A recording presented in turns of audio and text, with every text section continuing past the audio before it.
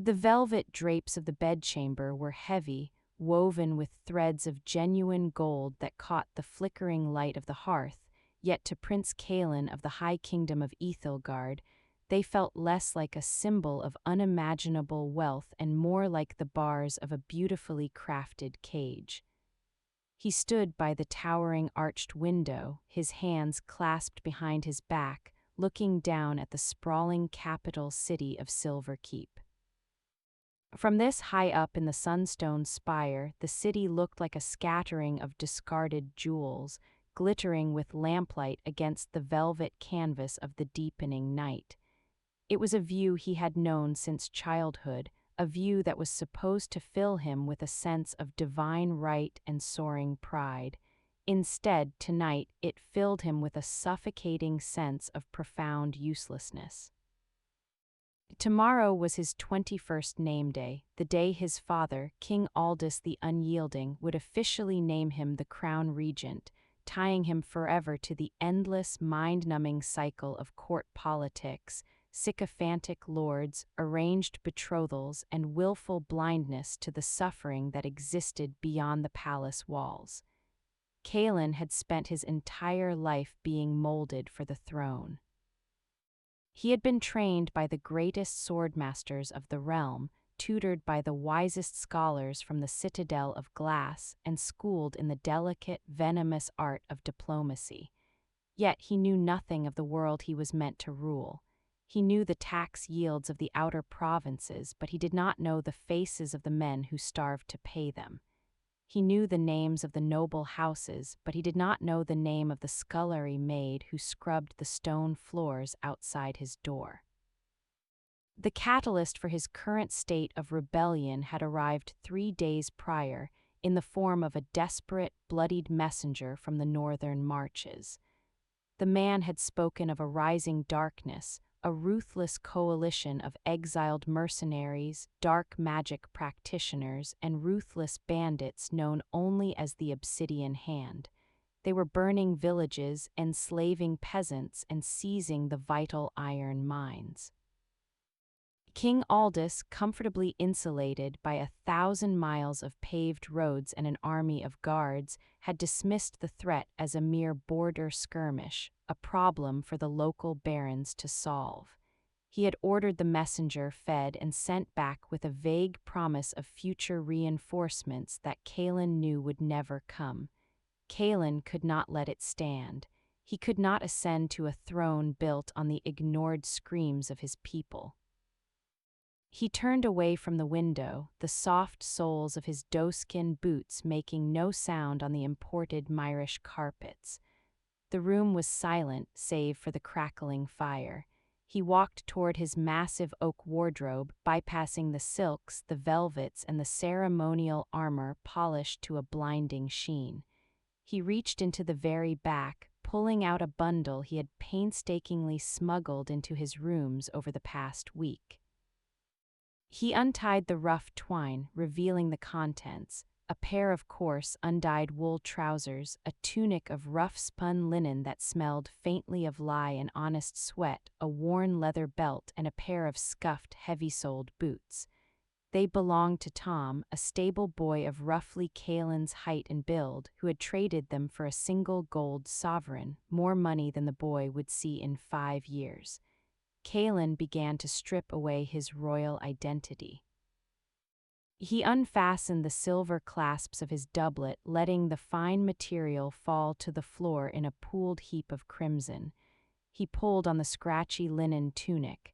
The fabric immediately chafed his skin, unaccustomed to anything less than the softest silk, but the discomfort grounded him. It felt real. He pulled on the trousers and strapped the stiff leather belt around his waist. Finally, he laced up the heavy boots. They were slightly too loose, lacking the custom fit of his royal cobbler's work, but they were sturdy. He walked over to the full-length mirror framed in silver.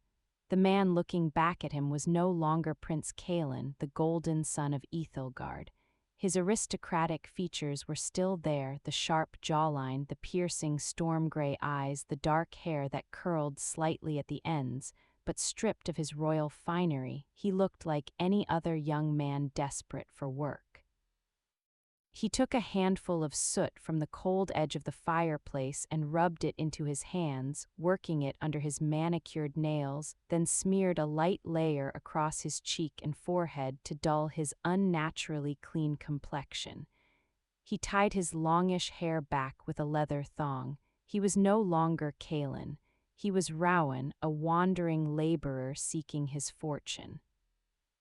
The only piece of his old life he retained was a simple, unadorned dagger of Valyrian steel, strapped securely against his calf beneath his trousers, and a small leather pouch containing a few silver stags, enough to buy passage but not enough to draw suspicion.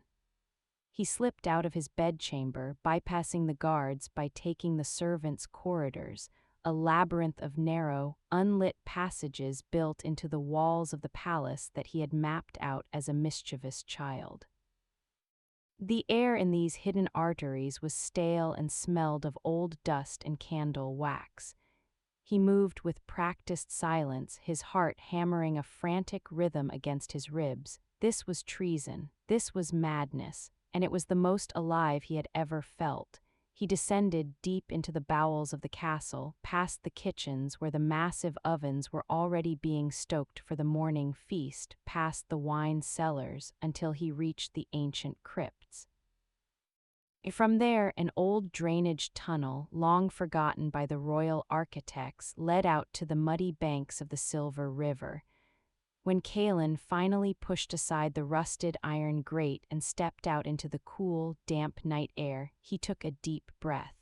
The smell of the river was pungent, laced with the refuse of the city, but to him it was the sweet scent of absolute freedom. The lower city was a cacophony of life, even in the hours before dawn. Here, the cobblestones were uneven and slick with mysterious grime. Narrow, crooked buildings leaned against each other as if exhausted, their overhanging eaves blocking out the moonlight. The streets were filled with the sounds of stray dogs fighting over scraps, the drunken laughter of sailors spilling out of dingy taverns, and the harsh, guttural curses of merchants setting up their stalls for the early market. Kalen pulled the collar of his rough tunic up against the chill, keeping his head down, acutely aware of how exposed he was. He navigated the winding alleys, relying on a crude map he had drawn from memory, heading toward the bustling merchant gates at the northern edge of the city. By the time the sun began to peek over the eastern horizon, painting the smog-filled sky in shades of bruised purple and dull orange, he arrived at the staging grounds. Hundreds of wagons, carts, and beasts of burden were gathered in a chaotic, muddy expanse. Men and women shouted in a dozen different dialects, loading crates of spices, bolts of cloth, and barrels of salted meat. Kalen wandered through the organized chaos, looking for a caravan flying the twin-crossed pines, the banner of those heading toward the northern marches. He found them near the edge of the camp, a modest train of 6 heavy wagons drawn by massive, shaggy-haired draft horses. A stout, red-faced man with a thick beard and a missing eye was barking orders at a group of exhausted-looking men. Kalen approached him, trying to mimic the slumped posture and deferential tone he had seen servants use his entire life. He cleared his throat. The one-eyed man turned, glaring at him with a mixture of annoyance and appraisal. Kalen forced his voice to drop an octave, adopting the rougher accent of the southern farmlands. He asked for work, offering his strong back for nothing more than a place by the fire, 2 meals a day, and passage to the north. The merchant, who introduced himself as Gruff, looked Kalen up and down, noting the broad shoulders beneath the cheap linen, and spat a stream of brown tobacco juice into the mud. He tossed Kalen a pair of thick, patched leather gloves and pointed toward a wagon loaded with massive iron-bound crates. Gruff told him his name was now Rowan, and if he dropped a crate, the cost would be taken out of his hide. Kalen nodded, relief washing over him. He was in. The first 3 days on the road were a brutal awakening. Kalen had believed his rigorous martial training had prepared him for any physical hardship. He was profoundly wrong. Wielding a perfectly balanced sword in a sunlit courtyard for 2 hours a day was nothing compared to the grueling, soul-crushing labor of a caravan servant. He woke before the sun, his bones aching against the hard, frozen earth. He hauled water from icy streams, chopped firewood until his hands were covered in raw, bleeding blisters, and pushed wagons out of knee-deep mud ruts while the freezing rain lashed against his face. His fine, royal muscles, built for explosive speed and agility, screamed in agony under the relentless, grinding weight of heavy lifting. Yet he never complained. He gritted his teeth, bound his bleeding hands with strips of torn cloth, and kept working. He ate thin, tasteless gruel and stale bread with a ravenous hunger he had never experienced at the royal banquets, savoring every miserable bite. It was during these harsh, exhausting days that Kalen began to truly see the people he was destined to rule. The other laborers were men and women hardened by a lifetime of unforgiving poverty.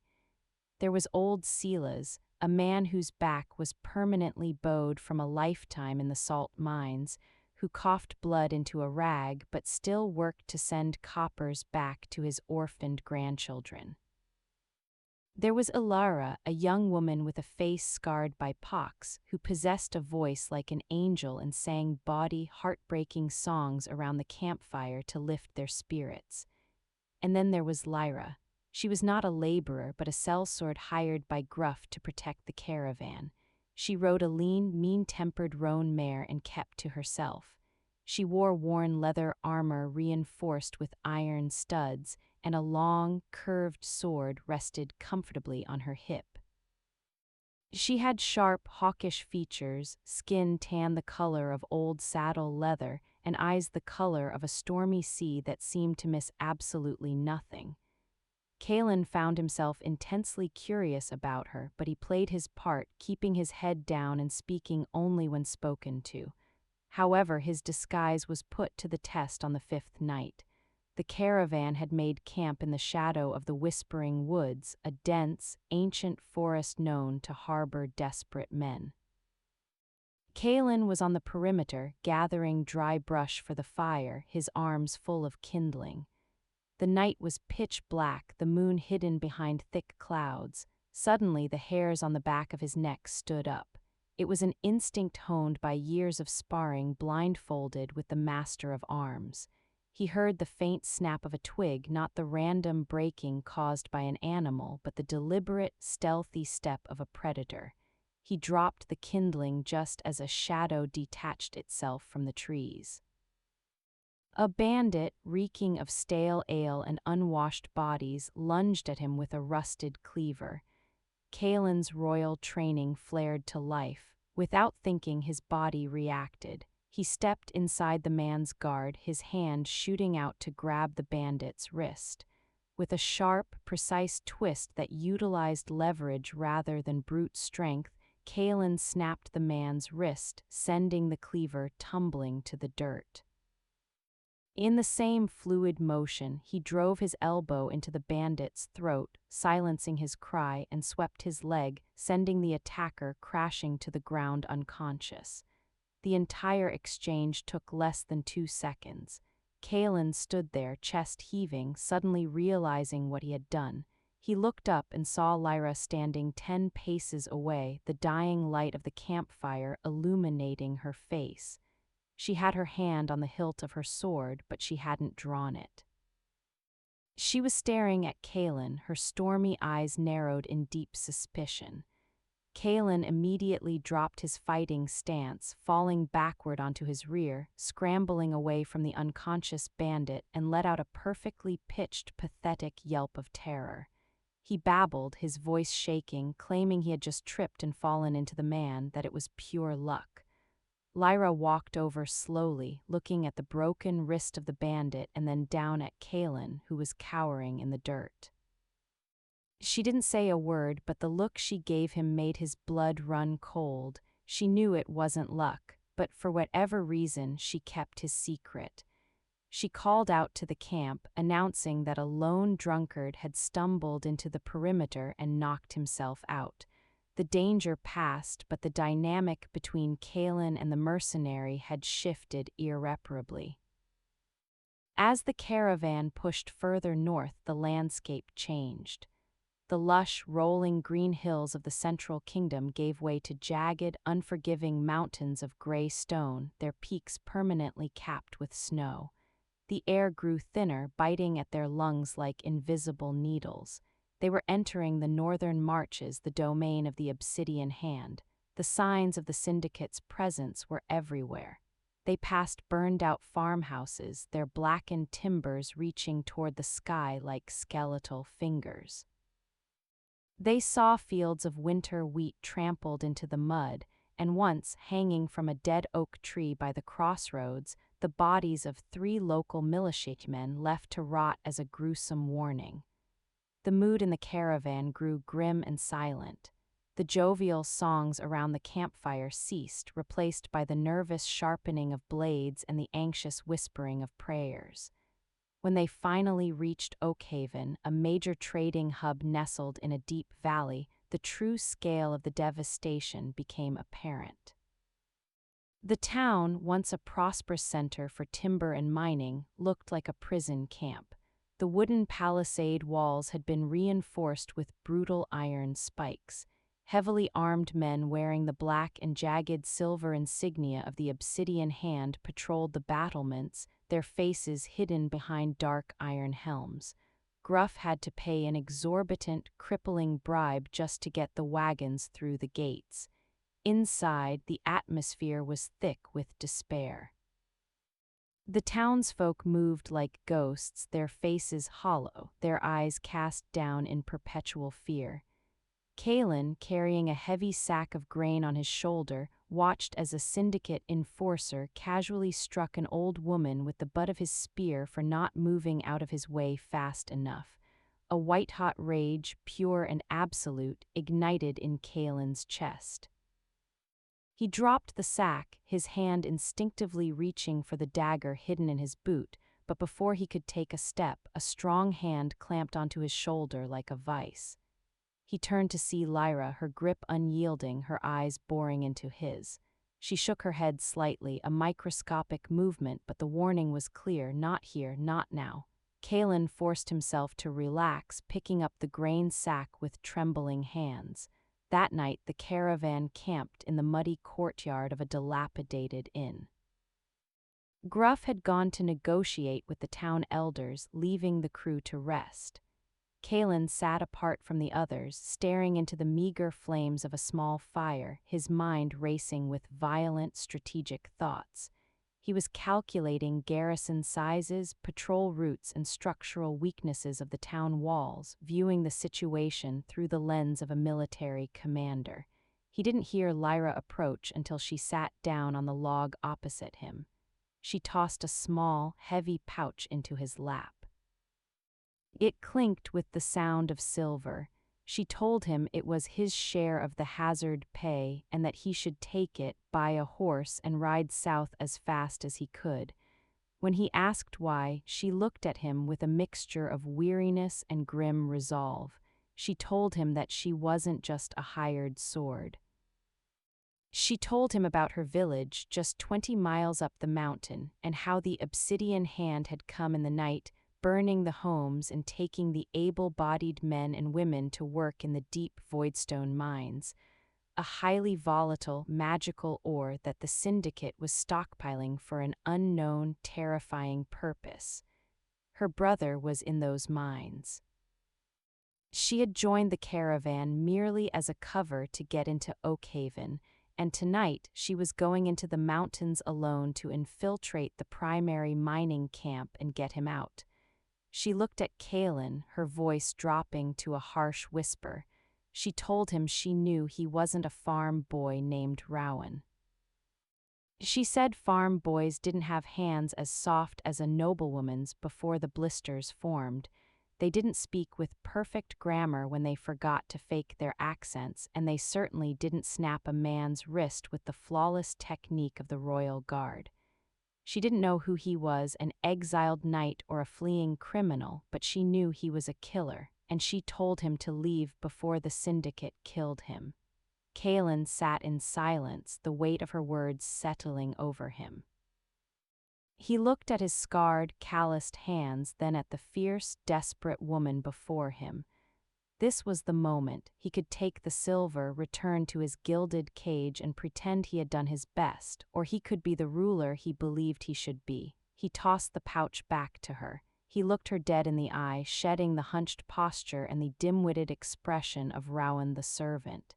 His voice, when he spoke, carried the undeniable, commanding resonance of the High Kingdom.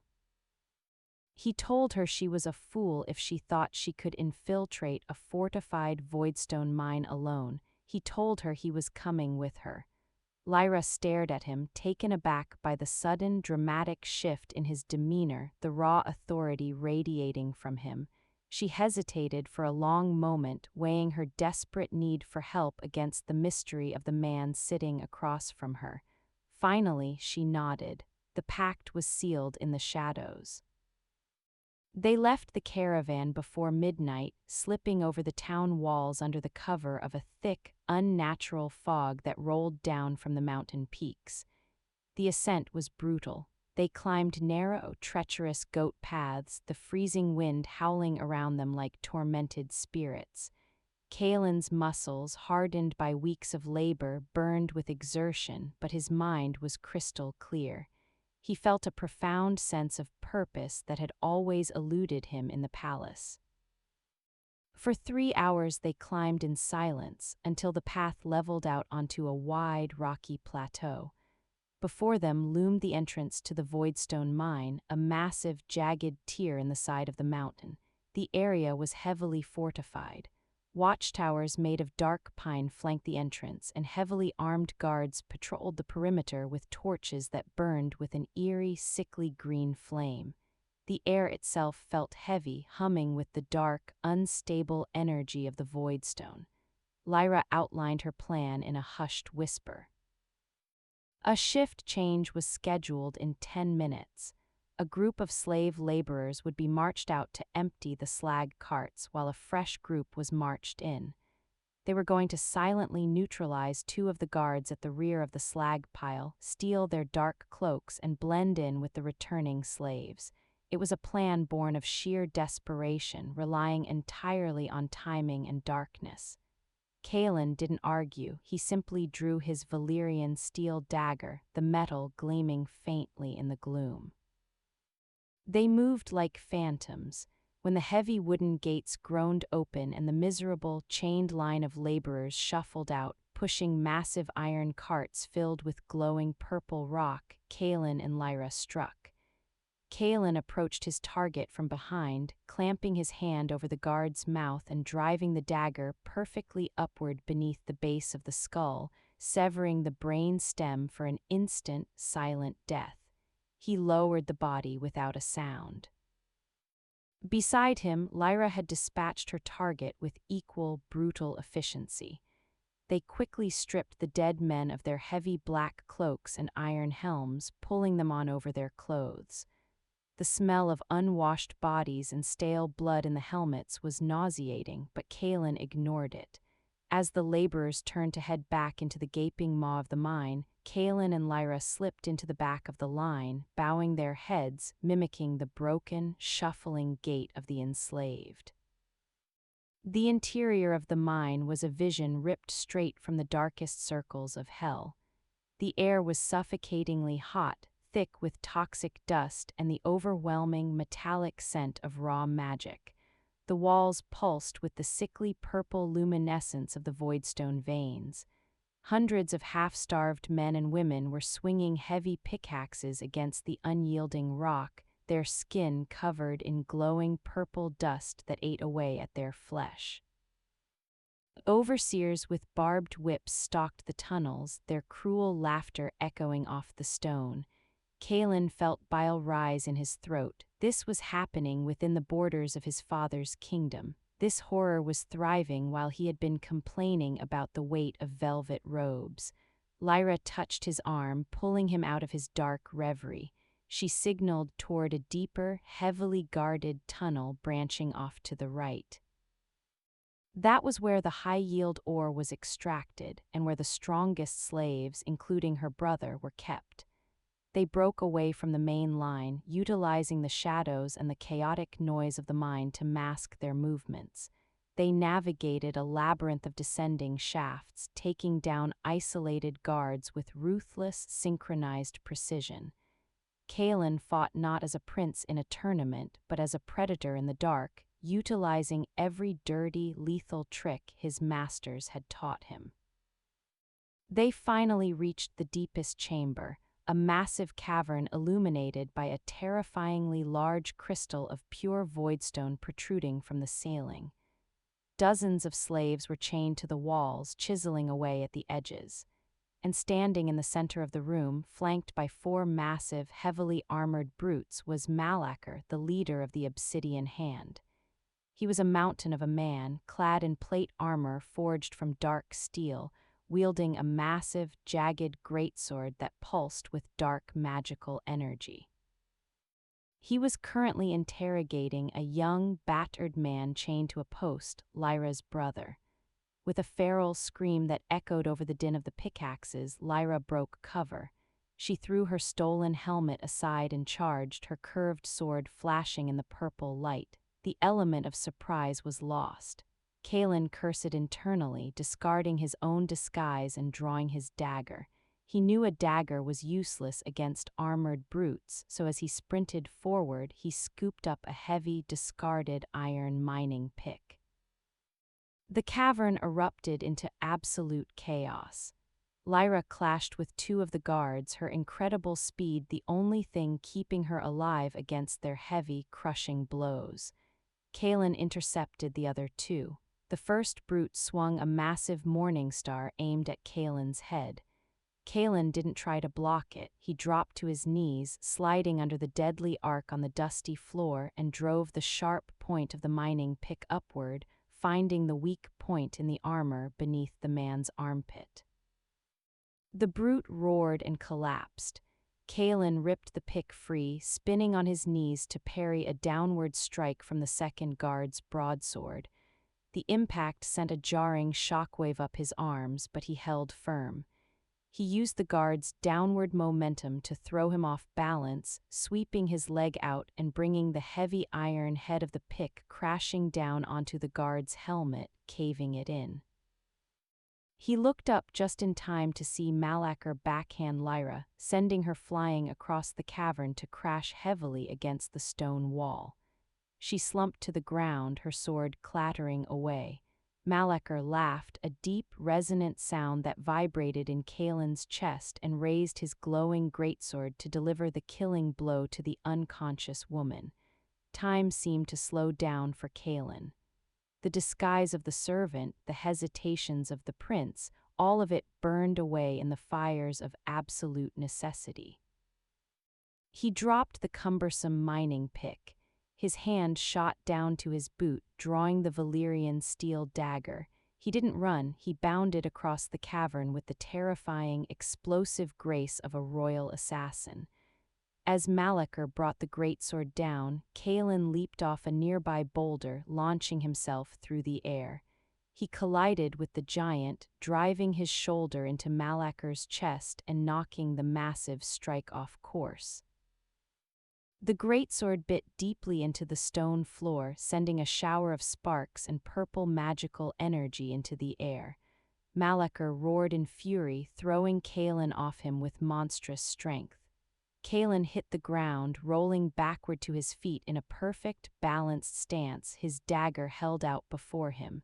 Malacher ripped his sword from the stone, his eyes burning with dark amusement. He mocked Kaelin, calling him a rat trying to fight a lion. Kaelin did not reply. He centered his breathing, falling into the first stance of the Sun Guard, a fighting style known only to the royal family and their elite protectors. Malekar charged, swinging the greatsword in wide, devastating arcs that forced Kalen to constantly retreat, dodging by mere inches. The dark magic of the blade singed Kalen's clothes and skin, but he remained utterly focused, his eyes locked on Malekar's footwork.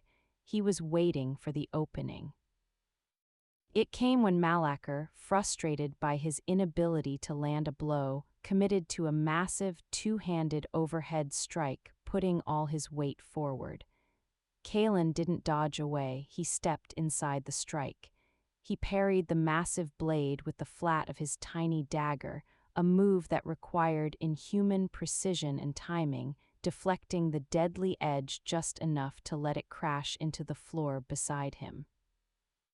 In that split second, while Malakar's arms were extended and his chest exposed, Kalen drove the Valyrian steel dagger deep into the gap between the breastplate and the gorget, plunging it straight into the warlord's throat. Malakar's eyes went wide with shock. The dark energy in his sword flickered and died. He dropped to his knees, clutching at the hilt of the dagger protruding from his neck, and then collapsed forward, dead. Silence descended upon the cavern, broken only by the ragged breathing of the slaves. Kalen stood over the fallen giant, his chest heaving, his rough linen tunic soaked in sweat and blood. He turned to see Lyra staggering to her feet, clutching her ribs. She looked at him, then at the dead warlord, then back at Kalen. The way he had fought, the stance he had taken, the impossible parry, it all clicked into place in her sharp mind. She limped over to her brother, pulling a ring of keys from a dead guard to unlock his chains, but her eyes never left Kalen. The other slaves, realizing their captors were dead, began to murmur, the sound building into a wave of desperate hope. Kalen took charge. The aristocratic command he had hidden for weeks resonated in his voice as he ordered the slaves to grab weapons from the fallen guards, to form up in tight columns, and to follow him. He led the massive breakout, a ragged army of the broken and abused, fighting their way back up through the tunnels. The remaining syndicate forces, disorganized by the sudden loss of their leader and overwhelmed by the sheer number of rebellious slaves, broke and fled into the night.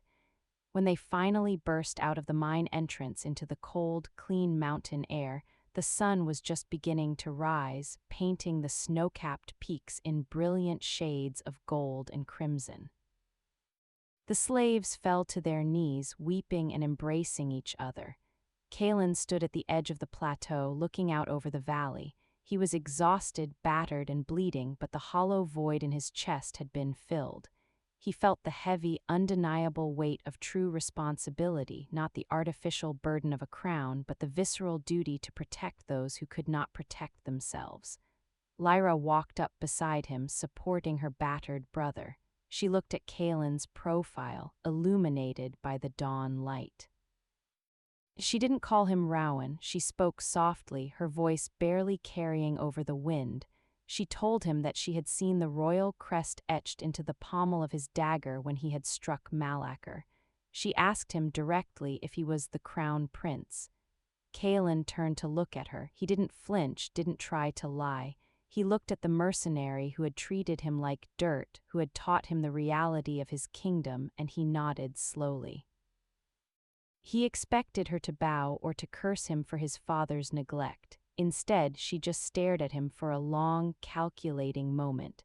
Then a slow, grim smile spread across her scarred face. She told him that his father was a fool, but that perhaps, just perhaps, the son might make a decent king after all. Kalen smiled back, a genuine, weary smile. He knew his journey was far from over. He had to return to Silver Keep. He had to face his father, the court, and the inevitable storm of politics.